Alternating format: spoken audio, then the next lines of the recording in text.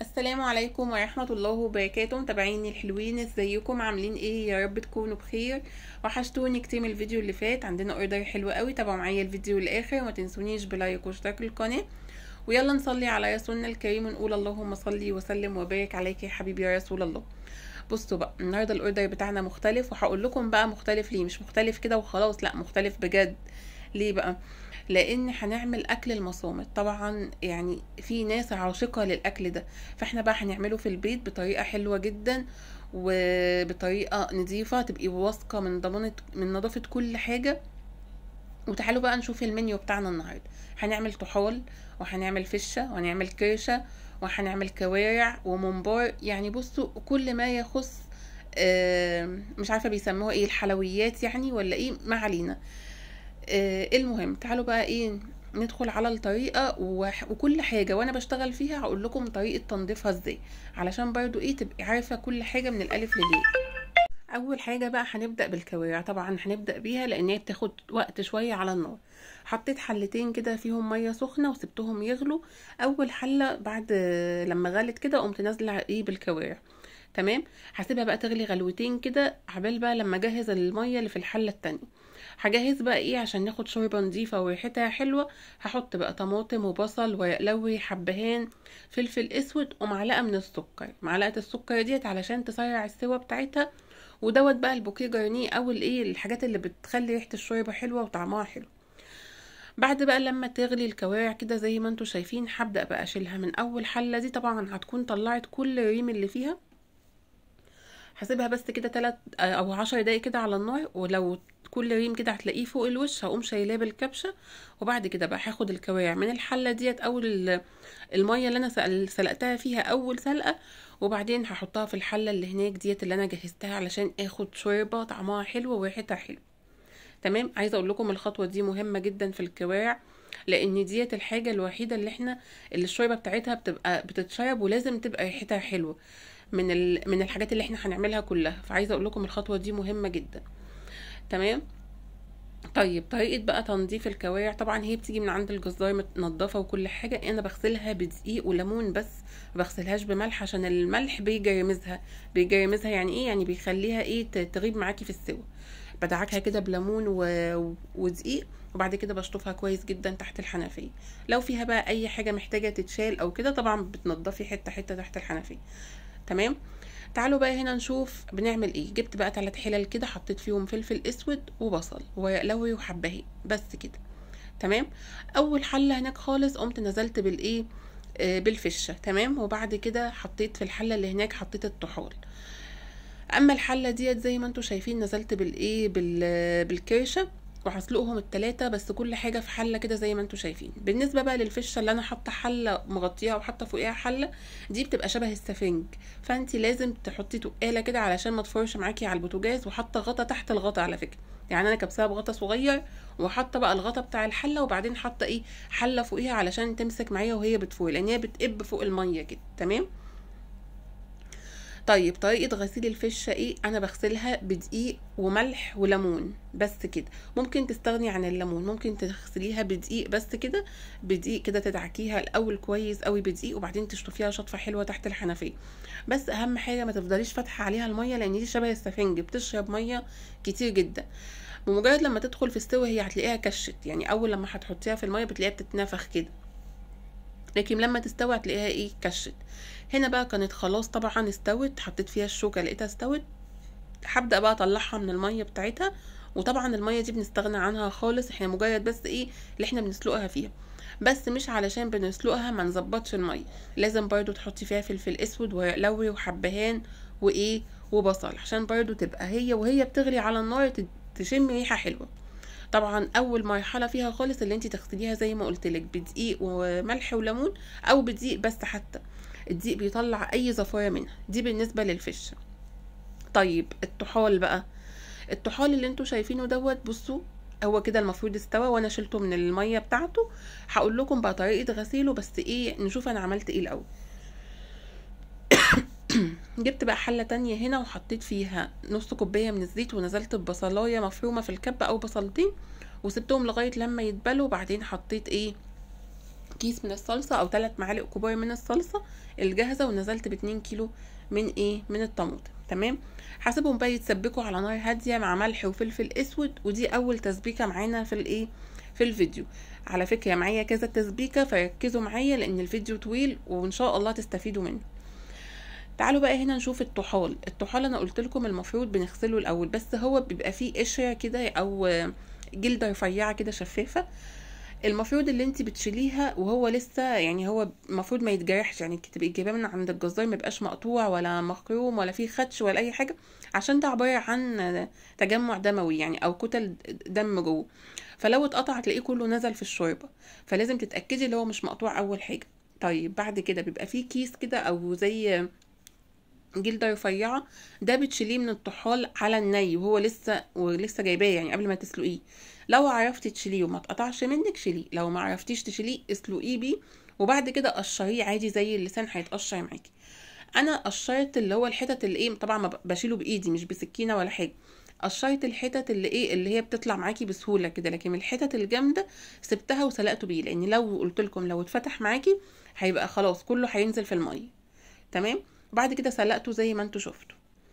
اما الفشه بقى الكرشه قصدي لسه سايباها بقى على النار بتتسلق، هقول لكم بقى واحنا بنشتغل فيها طريقه التنظيف بتاعتها.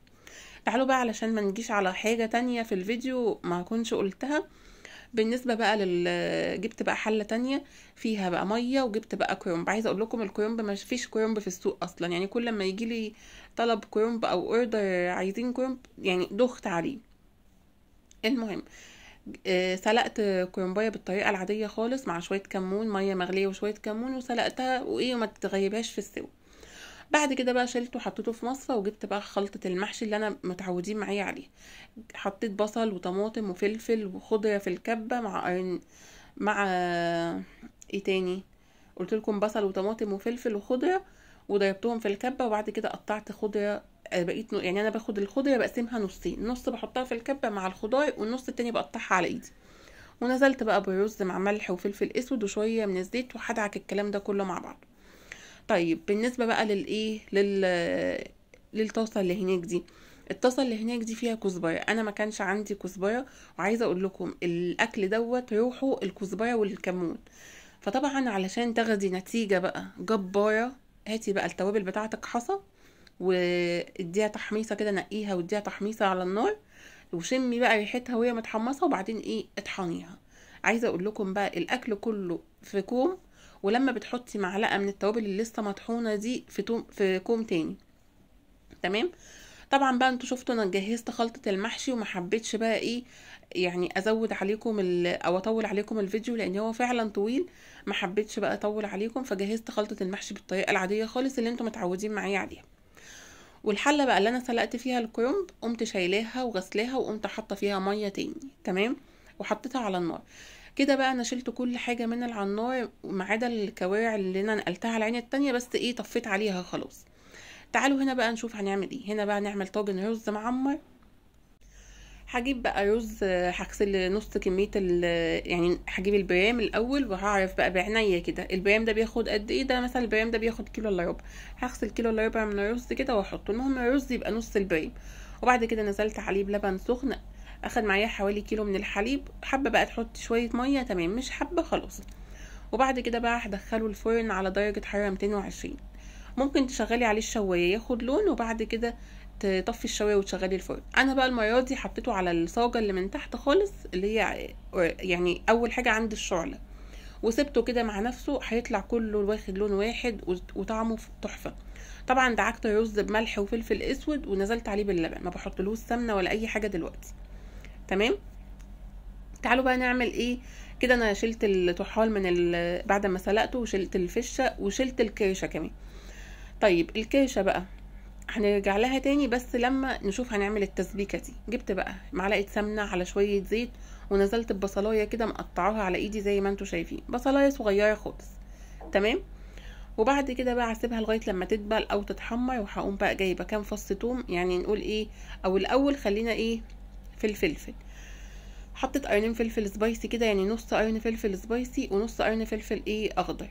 تمام. عايزه اقول لكم ان البصل ده انا حطيت توم على فكره، حطيت فصين توم معاه، يعني انا قطعت بصل وبعدين توم وبعدين فلفل سبايسي وفلفل اخضر.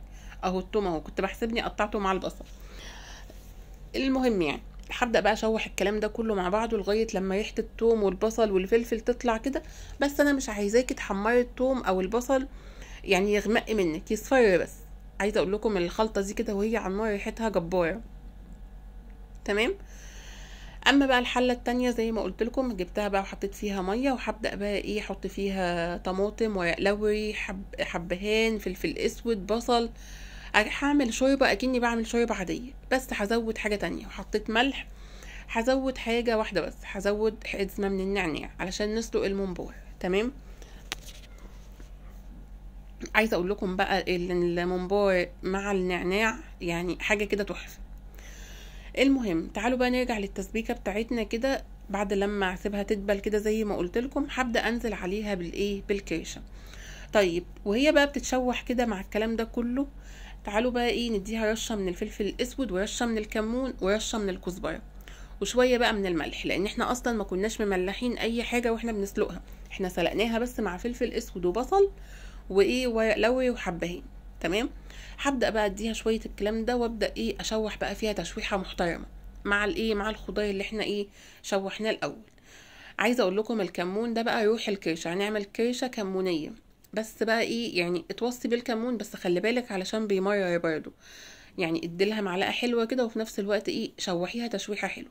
بعد لما اتشوحت هنزل عليها بالايه بالطماطم وهسيبها بقى تتسبك كده غلوتين على نار هاديه، وبعد كده هنشوف هنعمل فيها ايه.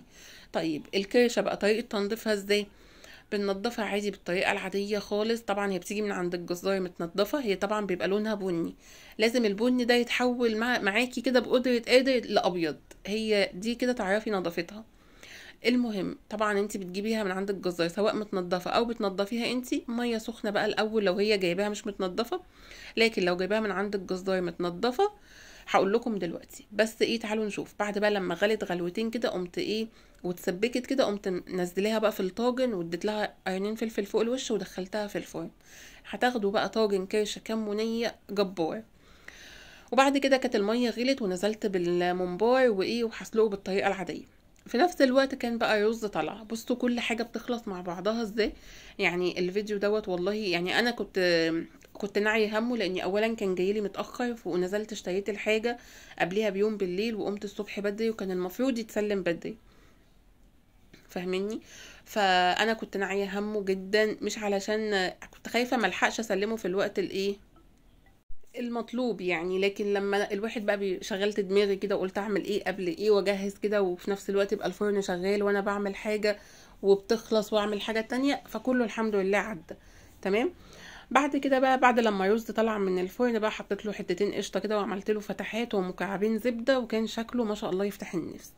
تعالوا بقى نعمل تسبيكه تانية، بس التسبيكه دي بالثوم بس. هنعمل ايه بقى؟ حطيت بقى شويه معلقه سمنه او زبده ونزلت عليها بفصين توم ومقطعاه شرايح، ولو واخدين بالكم انا كل التوم اللي مستخدماه توم فريش وانا مقطعاه شرايح. بعد كده نزلت بقرنين فلفل كده حته سبايسي وحبه كده مش سبايسي. هبدا بقى ايه بعد لما يتشوح هقوم نازله عليه بشويه من الخل، وبعد كده هقوم نازله عليه بالطماطم. طيب التسبيكه اللي انا عملتها ايه؟ دي تسبيكه الايه الكوارع. يبقى خل توم معلقه سمنه وتوم، وبعد لما تتشوح كده حابه تحطي فلفل تمام بيديها طعم حلو وفي نفس الوقت بتبقى حرشه كده، وخل. وبعد كده نزلت بالطماطم ملح وفلفل اسود، واهم حاجه بقى في طاجن الكوارع رشه من جوز الطيب، ده لو انت حابه برضه. سبت بقى الطماطم تتسبك وتعالوا هنا نشوف هنعمل ايه.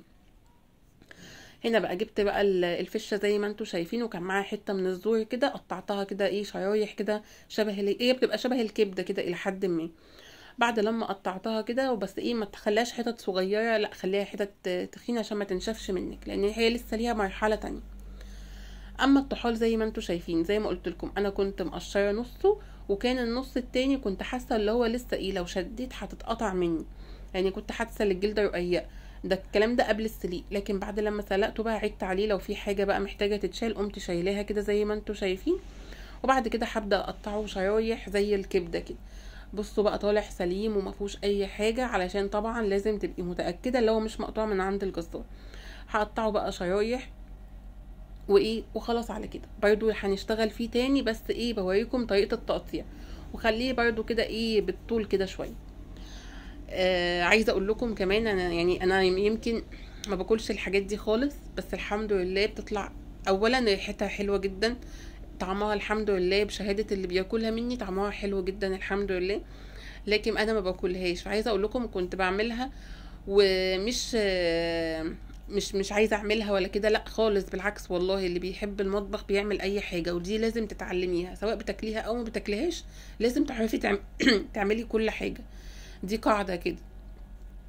بس كنت كل واحد في الحاجات دي بيبقى ليه طريقه اكل مختلفه او طريقه عمايل مختلفه، بس الحمد لله الحاجه عجبت الناس جدا الحمد لله، ده فضل ونعمه من عند ربنا. تعالوا بقى هنا نروح على البوتاجاز، وطبعا انا كنت حشيت الممبار بقى على الجنب كده، وهسويه بقى بالطريقه العاديه خالص. عايزه اقول لكم صوتي رايح جدا الحمد لله. طبعا لو وصلتوا معايا لغايه هنا تنسونيش بدعوه حلوه ولايك وشير، واهم من اللايك والشير ما تنسونيش بدعوه حلوه، دي اهم حاجه عندي. المهم تعالوا بقى هنا بقى نبدا نعمل الفشه. جبت بقى معلقه من السمنه وشويه من الزيت او زبده، وبعد بقى لما سخنت كده على النار قمت نازله عليها بالفشه، بس اهم حاجه تسخن جامد جدا وتنزلي بيها تديها صدمه. طبعا هي مستويه معاكي، احنا بقى هنشوحها وهنعمل لها كده تتبيله كده يعني بسيطه وفي نفس الوقت جميله. المهم حطيت بقى، وسعت كده بعد لما شوحتها، وقمت حاطه فصين توم، ونزلت عليه بقرنين فلفل، وبعدين هبدا انزل بمعلقه من الكزبره. تمام، يبقى فصين توم وقرنين فلفل ورشه، مش معلقه اقصد، يعني نص معلقه صغيره من الكزبره، تدي بس تاخدي ريحه الكزبره. ريحه الكزبره جباره على فكره في الحاجات دي. وحطيت كده الخلطه دي في النص كده، وسبتها بس تطلع ريحه التوم. انا مش بحمره، انا بس بخلي ريحه التوم تطلع. وبعد كده قمت مقلبه بقى الفشه مع الخلطه ديت، وخلاص على كده. انت اول لما بتنزليها اصلا بتاخد لون، ودي مهمه جدا اللي هي تاخد معاكي لون كده، ومش تنشف، لا تتشوح يعني تاخد صدمه كده، ما تنزلش. طبعا هي مش هتنزل ميه لان هي مسلوقه، بس لما بتاخد لون كده ذهبي ده بيبقى حلو، بتبقى ريحتها حلوه كمان مع الثوم والكزبره والفلفل. بعد بقى لما اديتها تقليبه كده قمت نازله عليها بقى في الاخر بمكعبين من الليه، علشان بقى تديكي بقى ريحه الليه بقى والروايح الحلوه دي. الليه دي بقى عايزه اقول لكم هتوديها في حته تانية. طبعا انت لو حابه تحطيها من الاول وتشوحيها بيها تمام، بس انا اديتها في التشويحه الاخيره عشان ما تبقاش تقيله، لان انا كمان عايزه طعم السمنه البلدي فيها. تمام، فضيتها بقى في طبق تاني، وفي نفس الجريل او نفس الطاسه قمت برضو حاطه مكعب زبده او شويه زيت، ونزلت بالطحال كده، وهديله برضو تشويحه، بس خلي بالك لان هو من اقل حاجه بياخد لون، يعني عشان ما يتحرقش معاكي. لو النار عاليه بتاعتك قلبي فيه بسرعه. ونزلت برضو بفصين توم، واديت له بقى شويه من الفلفل الاسود والملح. طبعا ظبطي الملح بقى في الحاجتين، ملح وفلفل اسود وتوم وفلفل، وبرده رشه بسيطه من الكزبره، دي طبعا حابه تحطيها او لا براحتك. وهبدا بقى اشوح الكلام ده كله مع بعضه دقيقتين كده على النار وخلاص. وبعد كده خلاص هشيلها في طبق تاني، وخلاص هدخل الكلام ده كله في الاطباق اللي هتروح للعميل. تمام كده بقى خلاص خلصت الفشه وخلصت الطحال. وطبعا طاجن الكرشه دخلته في الفرن، ناقص بقى طاجن الكوارع برضو في الفرن. شفتوا كل حاجه خلصت معايا بسرعه الحمد لله. حابه بقى تزودي انت بقى، تحطي بصل، تحطي طماطم، بصوا الطرق دي ما يعني اي حاجه انت حباها اعمليها، لكن انا حبيت الطريقه البسيطه لان ما فيش حد بيختلف عليها، اللي هو يدوبك متشوحه كده بفصين توم وقرن فلفل، فالطريقه دي بتبقى حلوه، وهي ديت اللي معظم الناس يعني بتحبها. هنا بقى جبنا بقى الكوارع بعد لما خليتها، انا كنت بحسبني اللي هي المقطع عدى ودخلته الفرن، وكانت الطماطم بقى اتسبكت بتاعتها، قمت نازلاها بقى كده في الطاجن، ونزلت عليها بالطماطم هدخلها بقى الفرن. عايزه اقول لكم يعني والله يا جماعه العميل قال لي طاجن الكوارع يجنن تحفه، فالحمد لله ده فضل ونعمه من عند ربنا. وادي بقى طاجن الكرشه طلع، بصوا بقى الجمال. تعالوا بقى نعمل هنا اخر حاجه، وهي شويه ملوخيه. على بقى ناخد بقى شويه من شوربه الكوارع بقى، ونعمل عليهم ملوخيه. هنعمل بقى كوارع مش ملوخيه قصدي، مش بالارانب، لا نعمل ملوخيه بالكوارع المره دي. بصوا بقى اصلا الشوربه بتاعت الكوارع عامله ازاي، مش البيضه اللي هي مبيضه خالص اللي قعدت تغلي على النار لغايه لما بقت بيضه وتقيله لا، شوربه الكوارع تحس ان هي شوربه لحمه. بعد كده بقى بس في نفس الوقت دسمه وجميله، بس عايزه اقول لكم انا يعني ما بفضلش الشوربه اللي هي تبقى ايه بيضت كده من كتر ما انت سبتيها على النار. تمام. هنا بقى تعالوا بقى نحمر الممبار بالطريقه العاديه وبعد بقى لما الشوربه تغلي هنبدا بقى ننزل بالملوخيه ونعمل الطشه، ويبقى كده الاوردر بتاعنا خلص، والفيديو كمان بتاعنا هيبقى خلص. واتمنى بقى الفيديو ده ان شاء الله يعجبكم. تعالوا بقى هنا نشوف الملوخيه. بعد لما الشوربه غلت نزلت بالملوخيه، طبعا انا كنت مخيطاها وسايباها كده في كيس تلاجة لغايه لما لما اعملها يعني. تمام. بعد كده هقلبها بالمضرب علشان تعمل عرق. وطبعا في الطاسه التانية هنعمل لها الطشه، شويه سمن بلدي حلوين كده مع شويه توم ومعلقه من الكزبره، وهبدا اشوح الكلام ده كله مع بعض. واهم حاجه بقى في الملوخيه عشان ما تغمقش منك، ما تسيبهاش تغلي كتير على النار. يعني اول لما تحطيها يا دوب غلوه يعني اول لما تحطيها في الشوربه يا دوب تقلبتين كده بالمضرب وتطفي عليها النار. وهنا بقى خلاص الطشه كانت جاهزه، وهنبدا بقى نطش الملوخيه. وخلاص على كده. بصوا بقى كده خلاص الكرنب استوى اهو زي ما انتم شايفين في الحله، وفي نفس الوقت طاجن الفشه استوى، لا الكرشه قصدي. بص انا وانا صغيره كنت بطلع يعني لغايه وقت قريب كده، خلي بالكم كنت بتلخبط بينهم ايه الفشه وايه الكرشه. كنت ما بعرف يعني مش حكايه مش بعرفهم من بعض، لا بعرفهم من بعض بس اقول على دي اسم دي. تمام. مش عارفه بقى هو ليه الكاميرا اتقلبت كده، بس ما علينا. وده بقى كده الشكل النهائي زي ما انتم شايفين. اتمنى الفيديو يكون عجبكم. عارفين الاكله دي غريبه، بعد لما خلصت الحاجه كده ورصيتها على البوتاجاز قلت يا سبحان الله كميه حلل جباره اتغسلت واتعملت فيها حاجات ياما، وفي الاخر بصوا الطبقين هي دي الاكله اللي تتعمل في ساعتين وتتاكل في دقيقه، او تتعمل في وقت كتير وحلل كتير وفي الاخر تلاقيها طبق. يعني كميه بقى حلل وتسلقي وبعدين تحمري وفي الاخر بصوا حبه حاجات صغيره، ما يقولش كل اللي فات ده هيطلع شويه دول. بس الفيديو دوت كده خلاص، وان شاء الله الفيديو يعجبكم والوصفات تعجبكم. ولو وصلتم معايا لغايه هنا ما تنسونيش بدعوه حلوه ولايك وشير للقناه، واشوفكم فيديو جديد، والسلام عليكم ورحمه الله وبركاته.